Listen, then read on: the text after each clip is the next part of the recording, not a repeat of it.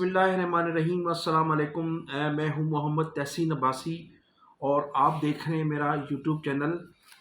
ناظرین، آصف علی زرداری صاحب جو گزشتہ دنوں دبئی میں تھے، ان کو پیر میں فریکچر بھی ہو گیا تھا، جس کی وجہ سے کہا یہ جا رہا تھا کہ وہ ایک طویل عرصہ تک دبئی میں قیام کریں گے، لیکن وہ پاکستان واپس آ چکے ہیں۔ اور دبئی میں ان کا جو قیام تھا، اس قیام کے دوران بہت سی بیٹھکیں ہوئیں سندھ کی سیاسی صورتحال کے حوالے سے، اور سندھ میں جو تبدیلیاں لانی تھی اس کے حوالے سے بھی فیصلے کیے گئے، اور جو سندھ میں ایک سسٹم چل رہا ہے پاکستان پیپلز پارٹی کی جانب سے، اس سسٹم میں بھی تبدیلی کے حوالے سے کافی گفتگو شنید ہوئی، اور اب یہ کہا جا رہا ہے کہ اے جی مجید سسٹم جو ہے اس کو تبدیل کیا جائے گا، اور اب اس کی ذمہ داریاں ڈاکٹر عاصم حسین کو سونپے جانے کا امکان ہے۔ اس حوالے سے وہاں طویل میٹنگیں بھی ہوئیں، مشاورت بھی ہوئی، اور پھر آئی جی سندھ کی تبدیلی کے حوالے سے بھی جو گفتگو ہو رہی تھی یا جو کوششیں کی جا رہی تھیں، ان پر بھی خاصی طویل گفتگو رہی، جس کے بعد آصف علی زرداری صاحب نے اپنا وہ دورہ جو تھا مختصر کیا اور پھر وہ پاکستان پہنچ گئے۔ اب ان کی پاکستان واپسی کے حوالے سے ہمارے چند دوستوں کا خیال ہے کہ انہیں ہمارے اداروں نے فوری طور پر پاکستان واپس آنے کا کہا ہے، اور ان کو کہا گیا کہ چونکہ امریکہ میں انتخابی رزلٹ ان کی توقعات سے برعکس آیا ہے، لہٰذا انہیں فوری طور پر پاکستان پہنچ کر اپنی ذمہ داریاں سنبھالنی چاہیے، تاکہ جو امریکہ میں انتخابی رزلٹ ہماری اسٹیبلشمنٹ اور حکومت کے برعکس سامنے آیا ہے، اس صورتحال سے نپٹنے میں کچھ آسانیاں پیدا ہو سکیں۔ آصف علی زرداری صاحب نے سندھ کے حوالے سے جو فیصلے کیے، وہاں مبینہ طور پر جو ہمیں ذرائع نے بتایا ہے، سب سے پہلے تو اے جی مجید سسٹم جو ایک طویل عرصے سے سندھ میں چل رہا تھا، اور جو سسٹم کرپشن کی مبینہ طور پر رقم جمع کرتا تھا اور پھر اس سسٹم کے ذریعے مختلف لوگوں کو وہ رقم پہنچائی جاتی تھی، اس سسٹم کو تبدیل کیے جانے کا فیصلہ کیا ہے، اور اب اس سسٹم کا ہیڈ جو ہے وہ ڈاکٹر عاصم حسین کو بنائے جانے کا فیصلہ کیا گیا ہے۔ تو اے جی مجید سسٹم جو ہے اب اس کا خاتمہ ہو چکا، اور عاصم حسین جو ہے وہ اس سسٹم کو چلائیں گے۔ اس کے علاوہ آئی جی سندھ کی جو تبدیلی کے حوالے سے کچھ خبریں تھیں، علی حسن بروئی جو ہیں وہ پوری طرح سے کوشاں تھے کہ غلام نبی میمن کو فوری طور پر ہٹا کر عبدالخالق شیخ جو آئی جی تھے بلوچستان کے، ان کو لگایا جائے، اور عبدالخالق شیخ جو ایک طویل عرصے سے یہ کوششیں کر رہے تھے، جب سے ان کو بلوچستان سے ہٹایا گیا تو ان کی کوشش تھی، وہ لابنگ کر رہے تھے، اور اس لابنگ میں انہوں نے سندھ کے سیاستدانوں کو، پاکستان پیپلز پارٹی کے ان لوگوں کو جو محترمہ فریال تالپور صاحبہ کے قریب سمجھے جاتے ہیں، یا جو بلاول بھٹو زرداری اور آصف علی زرداری کے قریب ترین لوگ سمجھے جاتے ہیں، ان کو انہوں نے آن بورڈ لیا، ان سے بھی لابنگ کروائی، اور پھر سب سے بڑھ کر علی حسن بروئی جو اس وقت ایوان صدر میں صدر مملکت کے مشیر بھی ہیں اور بلوچستان حکومت کو بھی پوری طرح سے ہینڈل کر رہے ہیں، ان کو استعمال کیا گیا، اور کوشش کی گئی کہ غلام نبی میمن کو ہٹا کر عبدالخالق شیخ کو آئی جی بنایا جائے، اس لیے کہ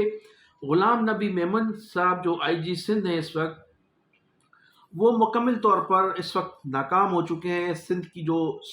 امن و امان کی صورتحال ہے وہ بھی سب کے سامنے ہے۔ پھر سکھر ڈویژن میں جو پیر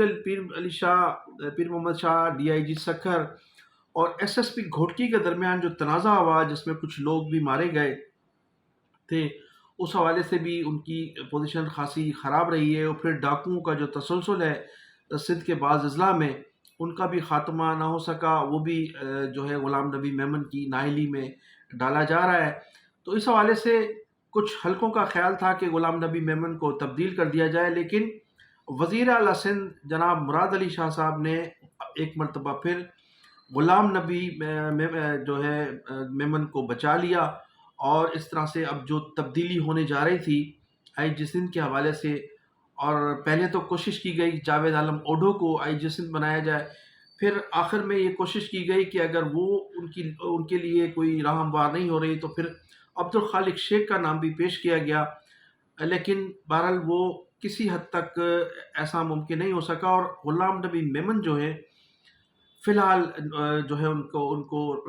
رکھے جانے کا فیصلہ کیا ہے، اور اب یہ دیکھنا یہ ہے کہ آگے چل کر کیا فیصلے ہوتے ہیں، لیکن غلام نبی میمن کم از کم اب اس وقت تک کی اطلاعات کے مطابق تبدیل نہیں ہو رہے ہیں، جبکہ سندھ کا جو سسٹم تھا اے جی مجید صاحب کے پاس، وہ سسٹم کا اب خاتمہ ہو گیا ہے، اور اب اس سسٹم کی جو ہیڈ ہیں وہ ڈاکٹر عاصم حسین کو بنا دیا گیا ہے۔ ایک تو یہ صورتحال تھی، پھر دوسرا ہفتے کے روز شرجیل انعام میمن کے آفس پر جو چھاپا لگایا گیا ہے، اگرچہ یہ خبر جو تھی کسی نہ تو چینل پر یہ خبر چلی ہے، نہ کسی اخبار میں اس خبر کا کوئی ذکر ہے، لیکن شرجیل انعام میمن کا جو ٹی وی چینل ہے آواز ٹی وی کے اصل مالک سکندر جتوئی ہیں، اور سکندر جتوئی نے یہ آواز ٹی وی چینل جو ہے وہ جہیز میں شرجیل انعام میمن کو دیا، اس لیے کہ شرجیل انعام میمن کے جو صاحبزادے ہیں وہ سکندر جتوئی کے داماد ہیں، تو آواز ٹی وی کے اس وقت مالک ہیں شرجیل انعام میمن کے صاحبزادے، اور ان کے آفس پر چھاپا مارا گیا۔ چھاپے کی خبر کسی اخبار میں نہیں تھی، کسی چینل پر وائرل نہیں ہوئی، لیکن یہ حقیقت پر مبنی ہے کہ مبینہ طور پر وہاں چھاپا مار کر کچھ ریکارڈ اداروں نے حاصل کیا ہے۔ اب اس چھاپے کے پس پردہ تقریباً 48 گھنٹے تک تو یہ اطلاع کسی کو نہیں، ان کے اشاروں پر یہ چھاپا مارا گیا ہے، اس لیے کہ شرجیل انعام میمن جو ہے ایک مضبوط سندھ میں وزیر ہیں اور کئی پورٹ فولیو ان کے پاس ہیں۔ تو اس سے قبل بھی شرجیل انعام میمن جب صوبائی وزیر بلدیات تھے تو ان کے ایک ہائیڈرینٹ پہ چھاپا مارا گیا تھا جہاں سے 5 ارب روپے کیش برآمد ہوئے تھے، اور پھر ایک لانچ کے ذریعے شرجیل انعام میمن کی مبینہ طور پر بھاری رقم دبئی منتقل کی جا رہی تھی، تو اس لانچ پر بھی چھاپا مارا گیا تھا، اور شرجیل انعام میمن نے اپنی نجی محفلوں میں ان دونوں وارداتوں کے پس پردہ بھی پاکستان پیپلز پارٹی کی قیادت پر الزامات عائد کیے تھے، جس کے بعد شرجیل انعام میمن کو وزارت سے ہٹا دیا گیا تھا، اور پھر شرجیل انعام میمن سے پیپلز پارٹی کی قیادت ایک مرتبہ اس وقت بھی ناراض ہوئی تھی جب انہوں نے حیدرآباد میں پاکستان پیپلز پارٹی کے کارکنوں سے اپنی تاج پوشی کروائی تھی، اس وقت بھی پیپلز پارٹی کی قیادت خاصی ناراض تھی ان سے، اور اب بھی یہ کہا جا رہا ہے شرجیل انعام میمن کے قریبی ساتھیوں کے حوالے سے کہ یہ جو ہفتے کے روز جو ان کی آفس پر چھاپا مارا گیا ہے اس کے پس پردہ بھی پیپلز پارٹی کی قیادت ملوث ہے۔ اب چھاپا کیوں مارا گیا ہے؟ اس لیے کہ شرجیل انعام میمن صاحب کے پاس 3 بڑی اہم وزارتیں ہیں، ایکسائز اینڈ ٹیکسیشن، ٹرانسپورٹ، اور وزیر اطلاعات و نشریات کا قلمدان بھی ان کے پاس ہے، اور جب اطلاعات و جو اطلاعات کا جو قلمدان ہے اس کا جو ایک بھاری بجٹ ہے وہ شرجیل انعام میمن کے مبینہ طور پر 5 چینلز اور چند اخبارات پر جو ہے خرچ کیا جا رہا ہے۔ کہا یہ جاتا ہے کہ بڑے پیمانے پر جو اشتہارات دیے جا رہے ہیں اس کے چینلز کو اور اخبارات کو دیے جا رہے ہیں، جس کی وجہ سے کچھ اداروں نے ان کی آفس پر چھاپا مار کر کچھ ریکارڈ حاصل کیا ہے۔ اب دیکھنا یہ کہ اس کا کیا فیصلہ ہوتا ہے، آیا اس کے لیے کوئی چالان کیا جاتا ہے یا کوئی ایف آئی آر درج کی جاتی ہے یا آگے چل کر کوئی چھاپے کے بعد کوئی کارروائی کی جائے گی، لیکن اس کا ابھی تک اس کی کوئی اطلاعات نہیں ملی ہے۔ لیکن اس جو چھاپا ہے اس کے پس پردہ جو ہے شرجیل انعام میمن کے قریبی ذرائع کا یہی کہنا ہے جو میں 1-2 مرتبہ آپ کو بتا چکا ہوں۔ تو اس سے قبل میں نے گزشتہ ولاگ میں آپ کو یہ بھی بتایا تھا کہ آقا سراج دورانی جو آصف علی زرداری صاحب کے قریبی دوست تصور کیے جاتے ہیں، ان کا بھی یہی کہنا ہے، وہ بھی نجی محفلوں میں اکثر یہ کہتے سنے گئے ہیں مبینہ طور پر کہ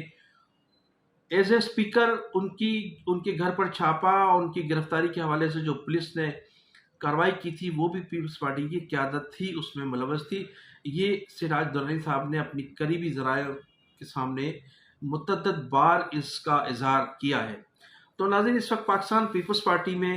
اس وقت یہ صورتحال ہے، اور صورتحال کچھ اس طرح سے ہے کہ پیپلز پارٹی میں جو سینئر لوگ ہیں ان کو اس وقت کابینہ میں شامل نہیں کیا گیا ہے، اور ان سینئر لوگوں نے مسلسل آصف علی زرداری صاحب سے احتجاج بھی کیا ہے، لیکن مراد علی شاہ صاحب اسی کیبنٹ سے اپنا کام چلانے کا عندیہ دے چکے ہیں۔ ان کا یہ کہنا تھا کہ مجھے اس وقت کیبنٹ میں تبدیلی کا جو ہے ضرورت نہیں ہے، اور اسی کیبنٹ سے میں اپنا کام چلانا چاہتا ہوں، جبکہ کچھ سینئر لوگ جو مسلسل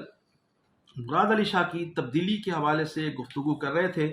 اب ان کو بھی خاموش کر دیا گیا ہے، اور اب وہ جو سازشیں دم توڑ رہی تھیں مراد علی شاہ کے خلاف، اس کا بھی اب اس وقت تک خاتمہ ہو چکا ہے۔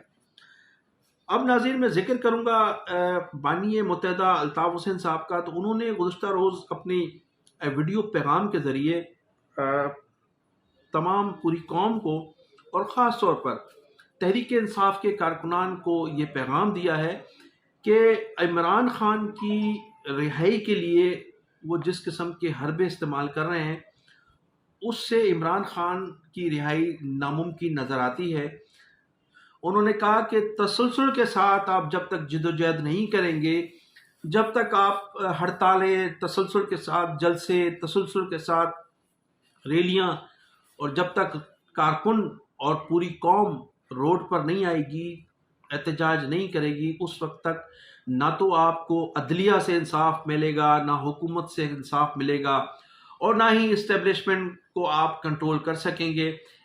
ملک میں انقلاب لانے کے لیے تسلسل کے ساتھ روڈوں پر آنا ہوگا، جدوجہد کرنی ہوگی، قربانیاں دینی ہوگی، تبھی آپ آزادانہ طور پر جو ہے وہ اپنی حقوق بھی حاصل کر سکیں گے، عدلیہ بھی آزاد ہوگی، اور آپ لوگ پوری طرح سے آزادانہ زندگی گزار سکیں گے۔ لیکن اس کے لیے تسلسل کے ساتھ جدوجہد ضروری ہے۔ اس سلسلے میں ان کا یہ کہنا تھا کہ خاص طور پر میں اس وقت تحریک انصاف کے کارکنان سے مخاطب ہوتے ہوئے انہوں نے کہا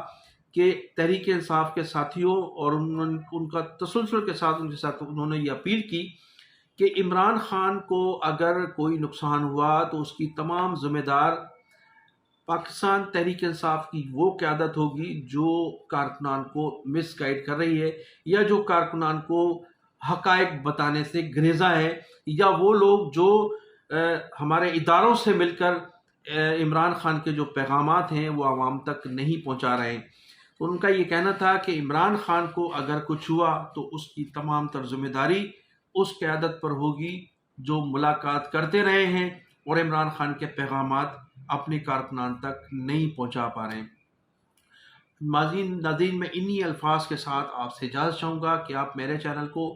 سبسکرائب بھی کیجیے گا، کمنٹ سیکشن میں جا کر اپنی قیمتی رائے کا اظہار بھی کیجیے گا، لائک بھی کیجیے گا، شیئر بھی کیجیے گا۔ پاکستان زندہ باد، پاکستان پائندہ باد۔